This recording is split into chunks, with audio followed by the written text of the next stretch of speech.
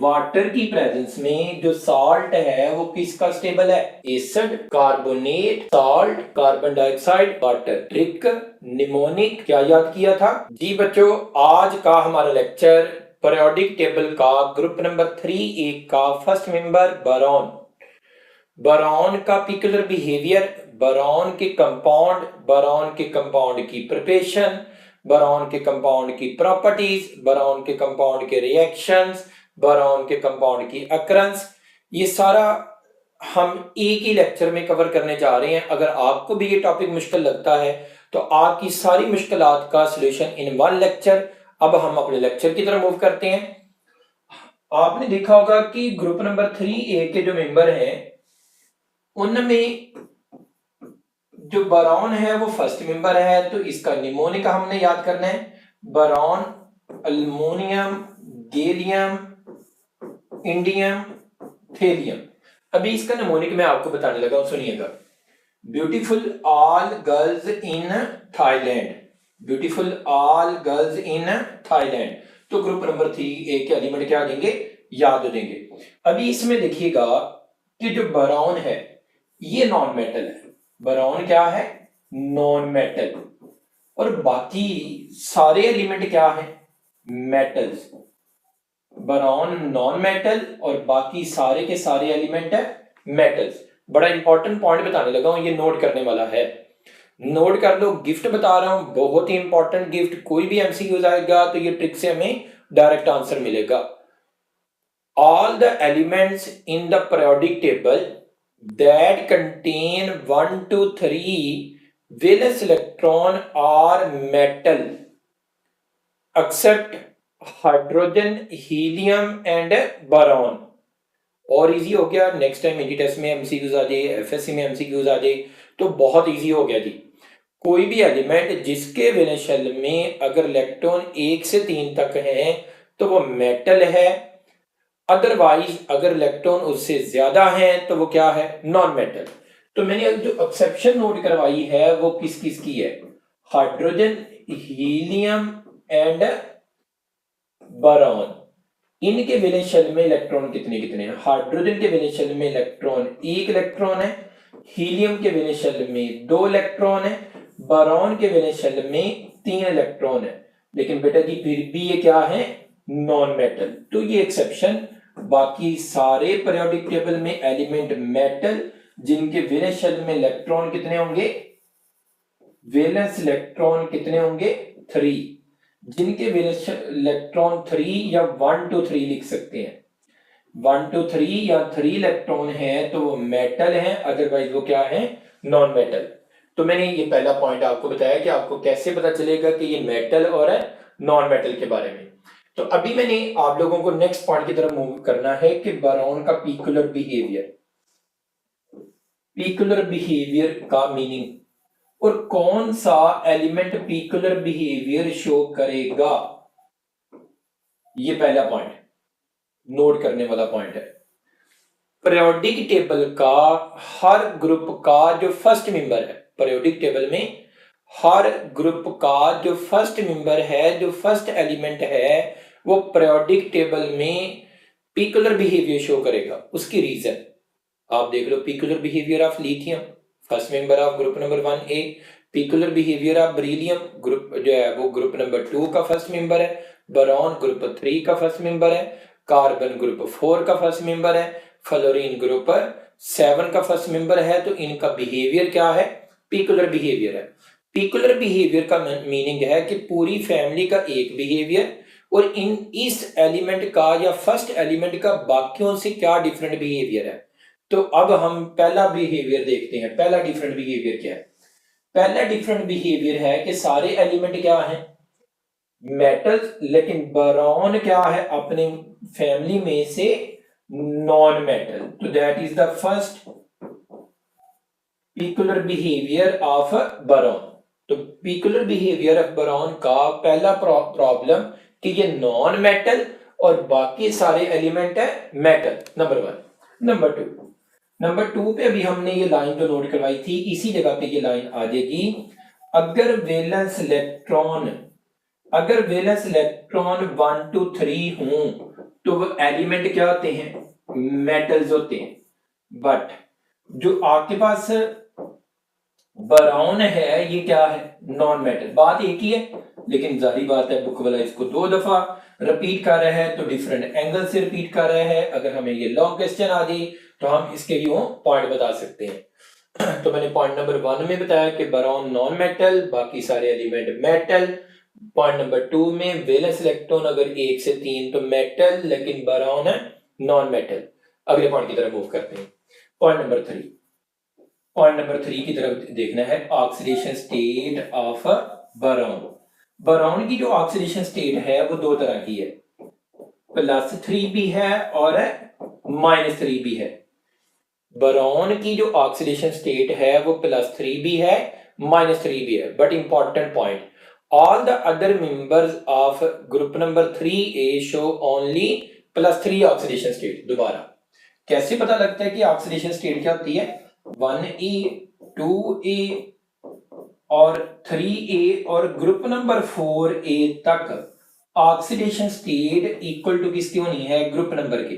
जैसे group number 1 है तो ऑक्सीडेशन स्टेट है +1, 2 है तो +2, 3 है तो +3, 4 है तो +4। वेरिएशन आ सकती है, लेकिन नॉर्मली जनरली यही ट्रेंड रहेगा कि group number equal to oxidation state group number 1 से 4A तक।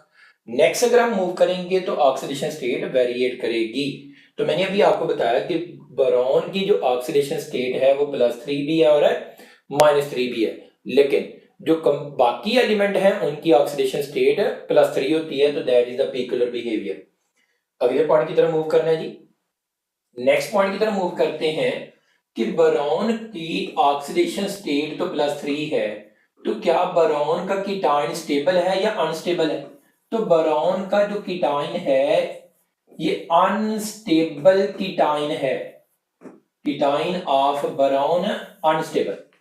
बाकी अगर देखा जाए तो अल्युमिनियम का कीटाइन क्या है, स्टेबल। देखो अल्युमिनियम +3 होता है, अल्युमिनियम +3 है, +3 में ही स्टेबल है, लेकिन बोरॉन का जो कीटाइन है ये अनस्टेबल है।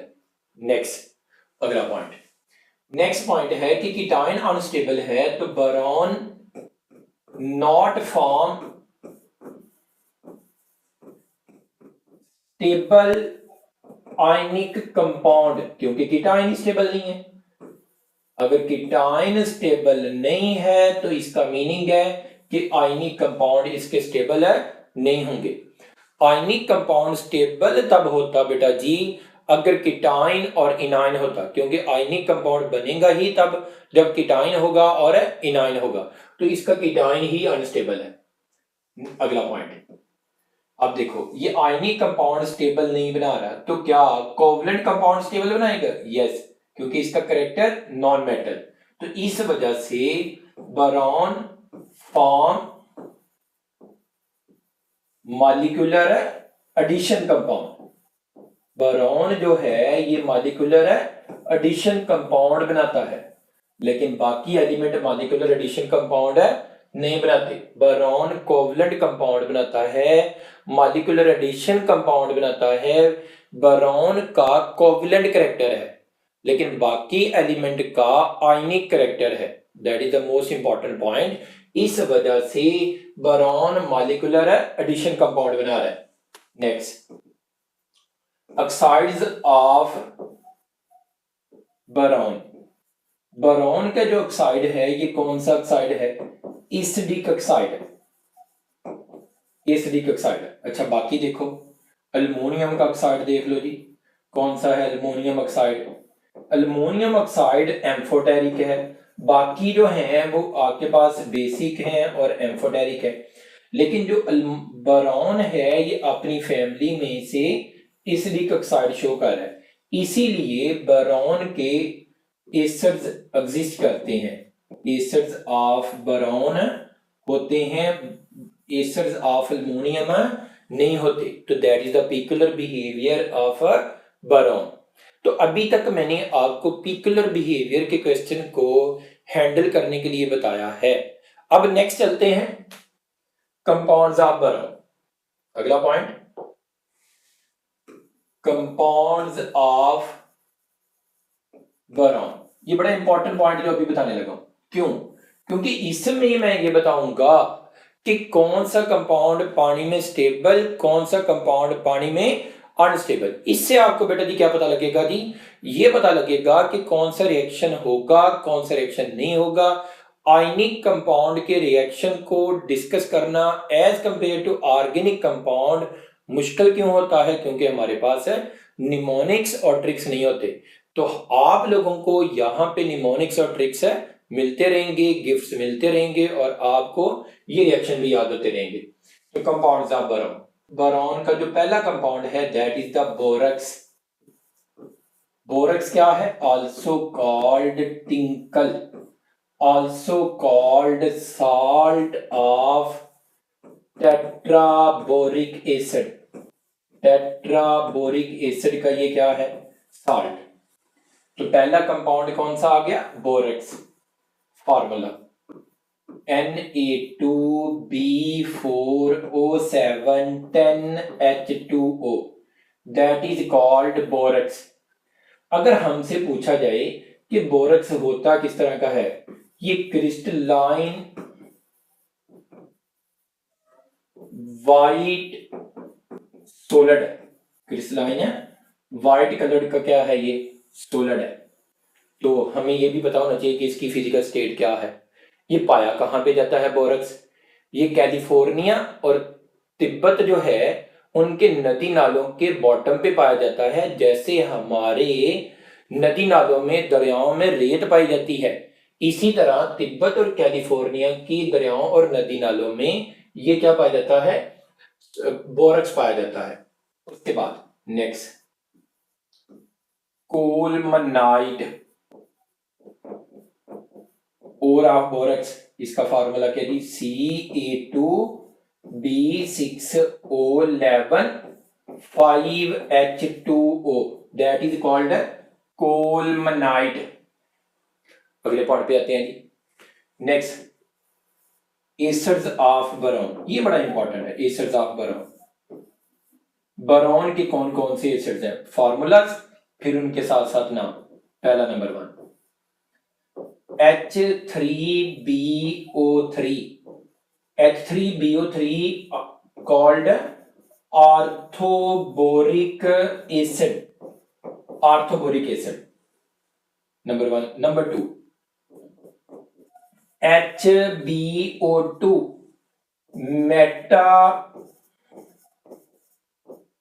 Metaboric acid.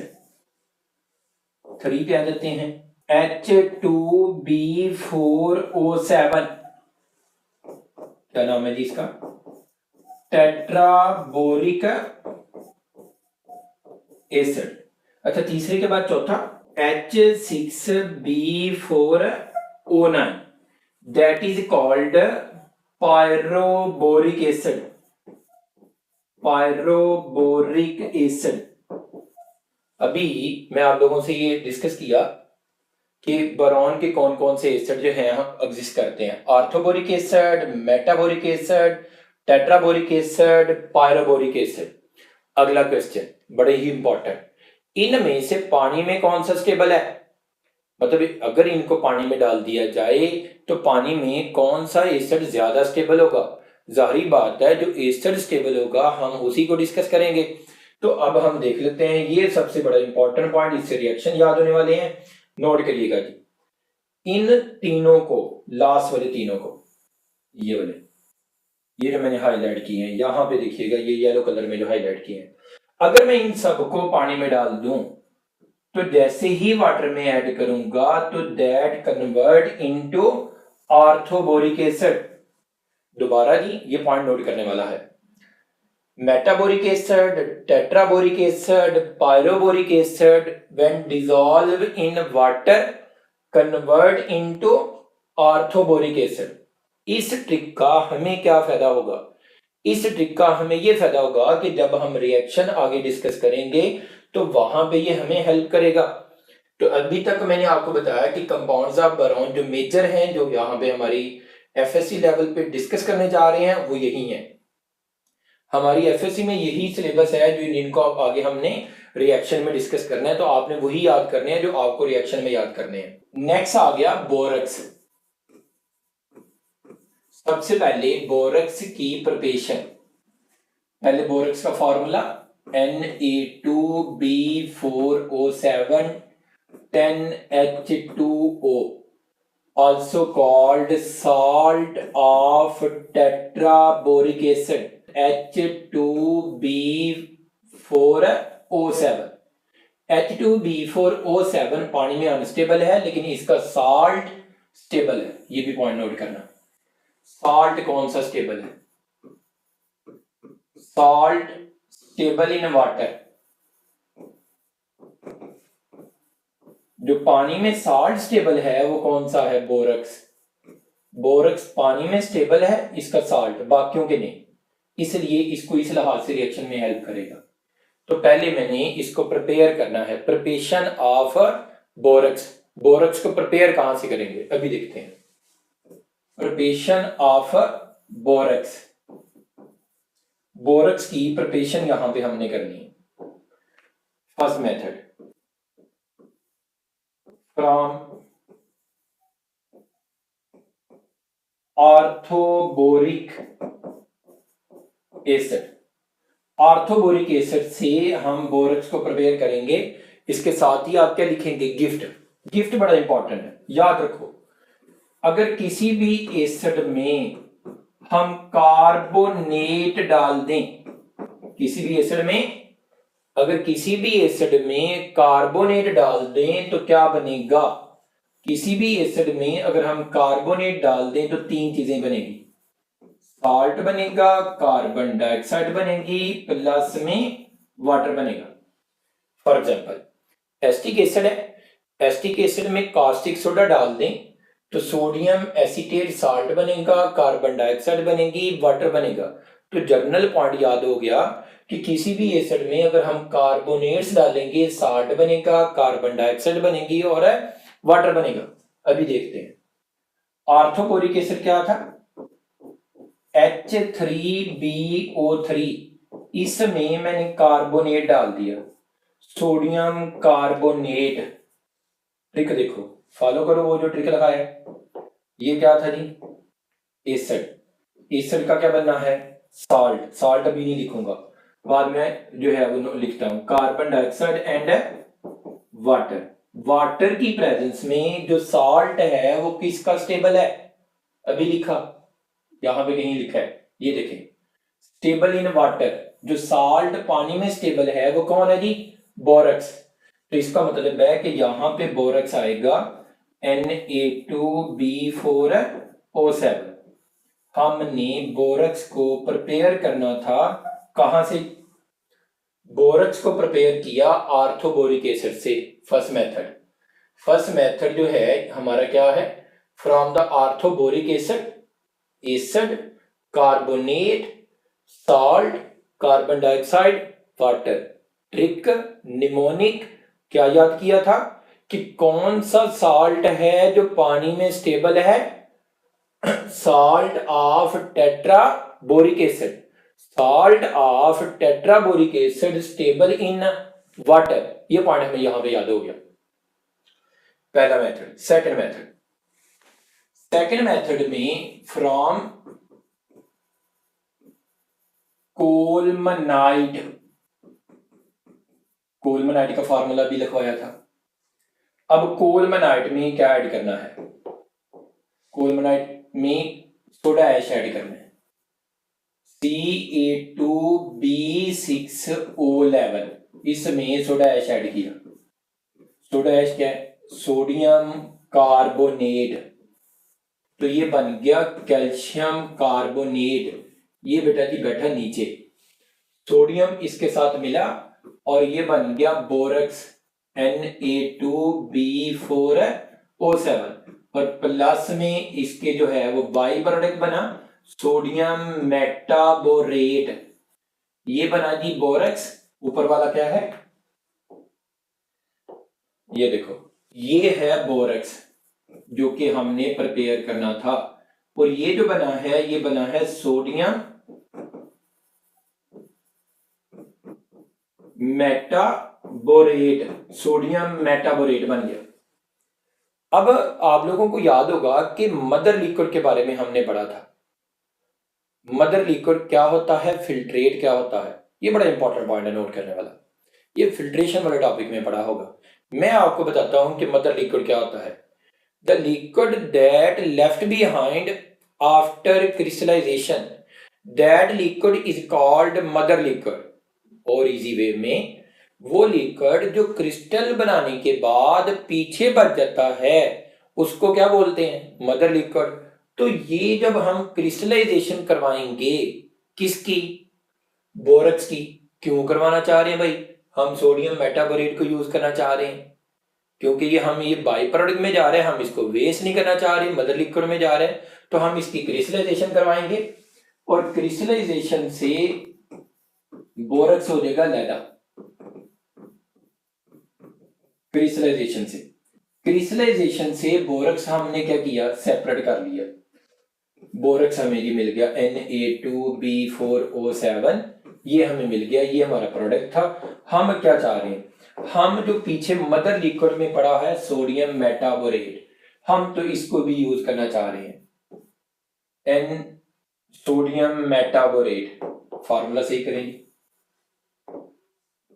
NaBO2, इसमें से पास आउट करवाएंगे इस सोल्यूशन में से कार्बन डाइऑक्साइड। ये कहां पे प्रेजेंट है, मदर लिक्विड, ये मदर लिक्विड में प्रेजेंट है। कौन जी, सोडियम मेटाबोरेट। इसमें से क्या पास आउट करवा रही है, कार्बन डाइऑक्साइड। प्रोडक्ट क्या बना, बोरक्स, Na2B4O7, और प्लस में बन गया सोडियम कार्बोनेट। लेकिन हमारा टारगेट बोरक्स बनाना था, तो भाई पहले भी तो बोरक्स बनाया था, फिर दोबारा क्यों बोरक्स बना रहे हो, इसी मेथड से बनाया था। हमने अपने जो मदर लिक्विड में हमारा सोडियम मेटाबोरेट जो थोड़ा सा चला गया था, हमने उसको भी नहीं जाया होने दिया। क्योंकि आप लोगों को याद होगा कि यूएचएस में एमसीक्यूज आया था इनकी टेस्ट में कि आप ये बताओ कि केमिस्ट किस में इंटरेस्टेड है। केमिस्ट इंटरेस्टेड है परसेंटेज यील्ड में, एक्चुअल यील्ड में, या थ्योरेटिकल यील्ड में, या ऑल ऑफ दीज में। तो वेरी इंपॉर्टेंट, एमसीक्यूज का राइट ऑप्शन था परसेंटेज यील्ड।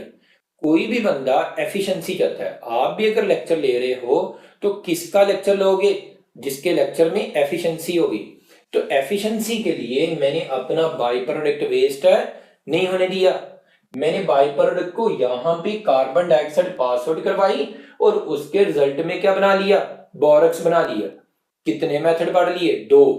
पहला मेथड कहां से बनाया, आर्थोबोरिक एसिड से सोडा ऐश डाल के। और इजी करने लगा हूं, देखो जरा।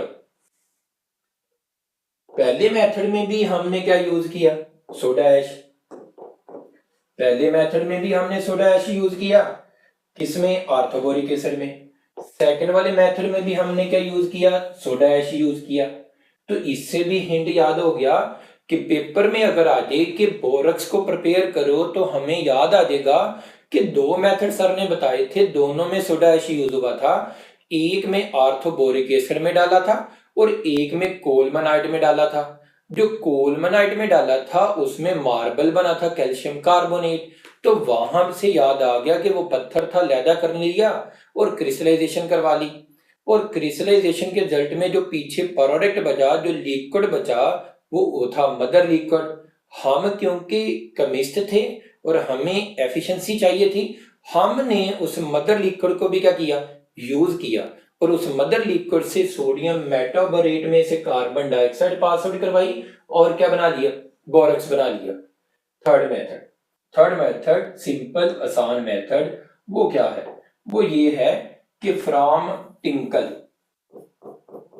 ये टिंकल क्या है, अगर मैं आपसे पूछूं कि क्योडामाइन क्या है, अगर मैं क्योडामाइन से कोई पत्थर लेके आता हूं और उसको मैं साफ करता हूं तो मुझे क्या मिलेगा, साल्ट, सोडियम क्लोराइड। क्यों, क्योंकि सोडियम क्लोराइड की जो ओर है उसका नाम है क्योडामाइन। तो बोरक्स की ओर का नाम क्या है, टिंकल। अगर मैं इसको साफ करूंगा पानी के साथ तो मुझे क्या मिलेगा, बोरक्स। तो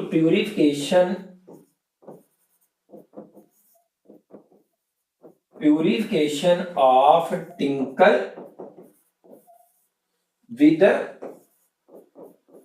water result in formation of borax Na2B4O7।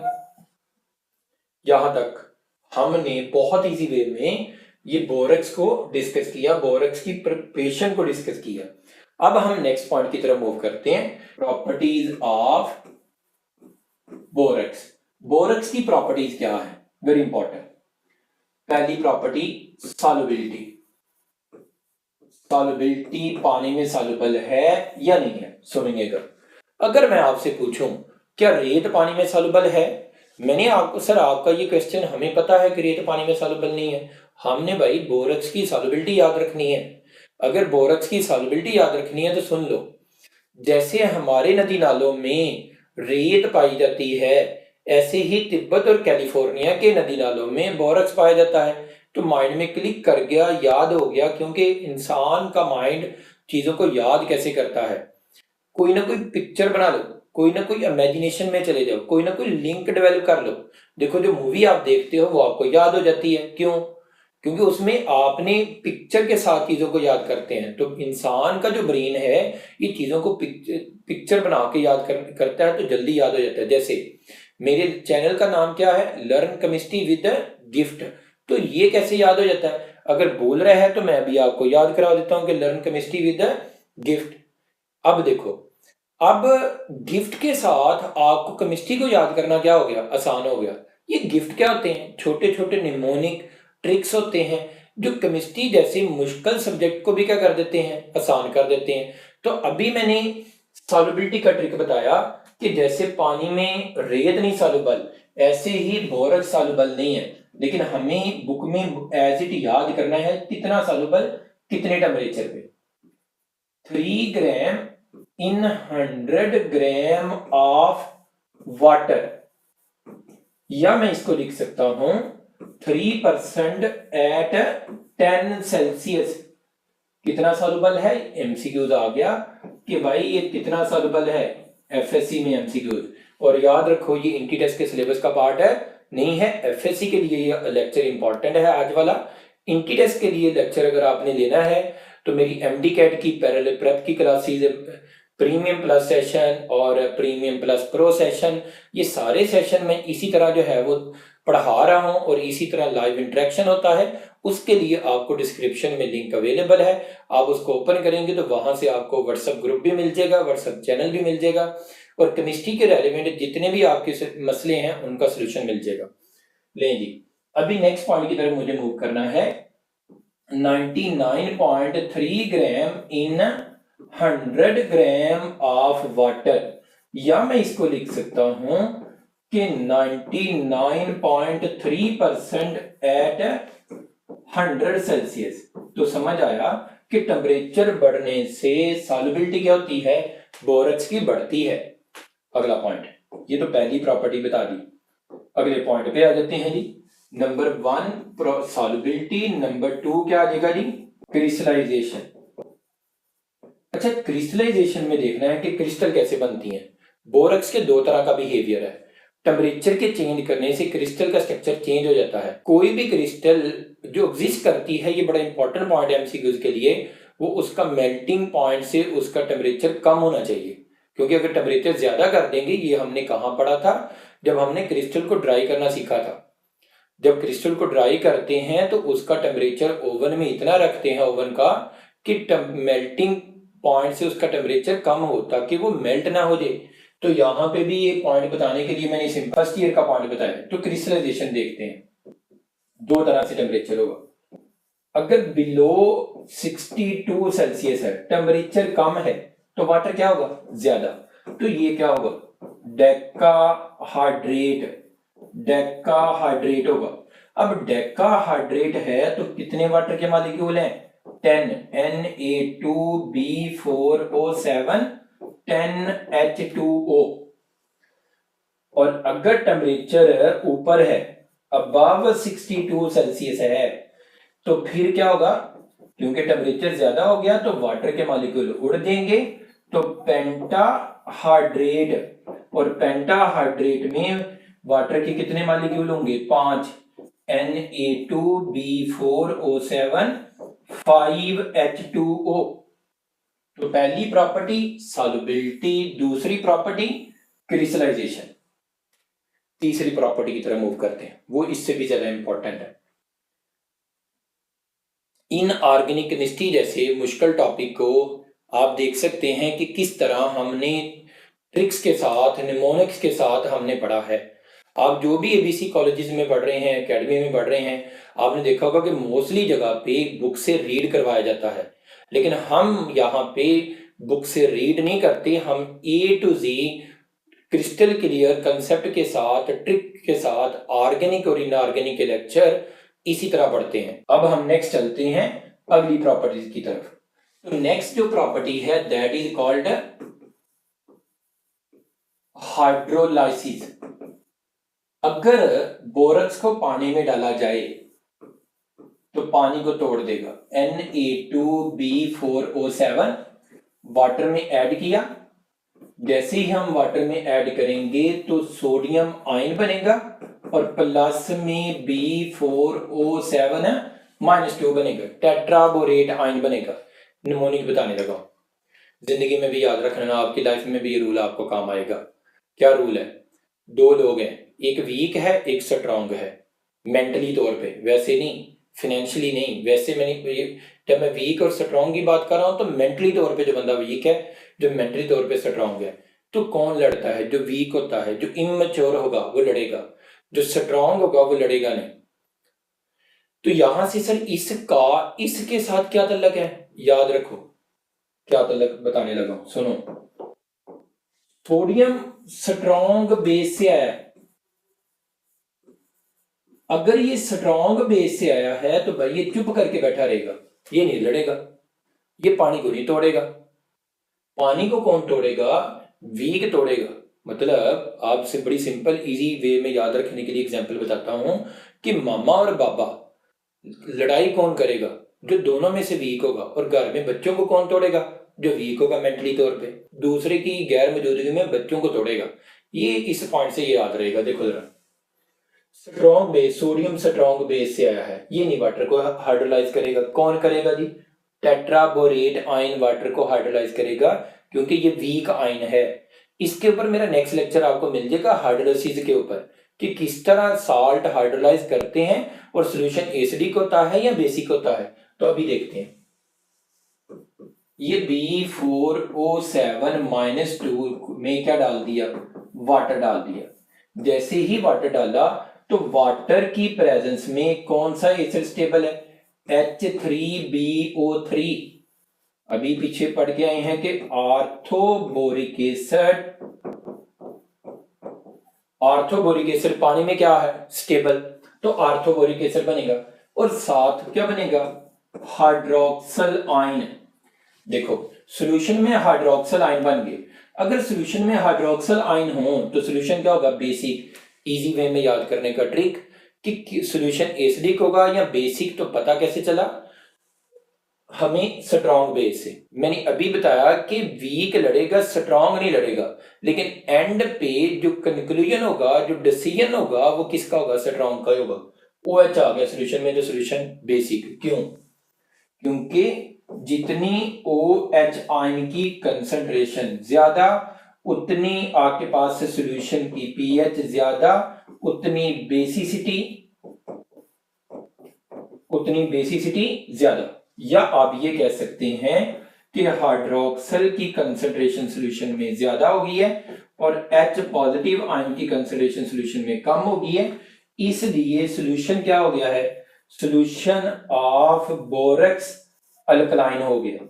और ये हमें शॉर्ट क्वेश्चन में आ सकता है कि why the solution of borax alkaline in nature. Very important कि बोरक्स का सॉल्यूशन अल्कलाइन क्यों होता है। शॉर्ट क्वेश्चन लिख लो, फटाफट करो। Why the solution of borax alkaline in nature, reason मैंने आपको ये बता दी है। अगला पॉइंट, अगली गिफ्ट की तरफ। अभी हम प्रॉपर्टीज ऑफ बोरक्स को डिस्कस कर रहे हैं, तो अगले पॉइंट की तरफ मूव करते हैं। Next, reactions of borax with acid. अच्छा, इसमें बड़ा सीधा सा हल है, गिफ्ट नोट करना है, ये भी रिएक्शन गिफ्ट से याद होगा। गिफ्ट देखो, गिफ्ट क्या है? गिफ्ट याद रखो कि किसी भी एसिड में अगर सॉल्ट डाला जाए तो एसिड का सॉल्ट और सॉल्ट का एसिड, इन ऑर्गेनिक केमिस्ट्री के रिएक्शन को याद करने का आसान हल, किसी भी एसिड में सॉल्ट डालो तो एसिड का सॉल्ट, सॉल्ट का एसिड। आसान हल देखते हैं कैसे बता। मैंने आपको बताया कि मैंने बोरक्स का रिएक्शन एसिड के साथ करवाना है, तो मैंने यहां पे एसिड ले लिया H2SO4, इधर सॉल्ट बोरक्स ले रहा हूं Na2B4O7 in the presence of water. जो है वो मैंने रिएक्शन करवाना है, तो वाटर को मैंने एज ए सॉल्वेंट यूज कर रहा हूं। अब यहां पे देखिएगा, ये क्या है? एसिड। ये क्या है? सॉल्ट। इस एसिड का क्या बनना है? ये एसिड, इस एसिड का क्या बनना है? सॉल्ट। सोडियम सल्फेट इस एसिड का सॉल्ट बन गया। ये सॉल्ट था, इसका क्या बन गया जी? एसिड। अब फिर वही पॉइंट, बोरक्स है, अगर बोरक्स है तो ये सॉल्ट है, और सॉल्ट में के बाद अगर पानी में स्टेबल एसिड देखा जाए तो स्टेबल एसिड कौन सा है? अभी लिखा था H3BO3। पानी में जो स्टेबल था वो आर्थोबोरिक एसिड, तो आर्थोबोरिक एसिड बनना क्या चाहिए था? टेट्राबोरिक एसिड, क्योंकि टेट्राबोरिक एसिड तो पानी में स्टेबल ही नहीं है, तो इसलिए कौन सा बना? आर्थोबोरिक एसिड। और इंपॉर्टेंट शॉर्ट क्वेश्चन आ गया, कन्वर्ट बोरक्स इनटू आर्थोबोरिक एसिड या आर्थोबोरिक एसिड कन्वर्ट इनटू बोरक्स।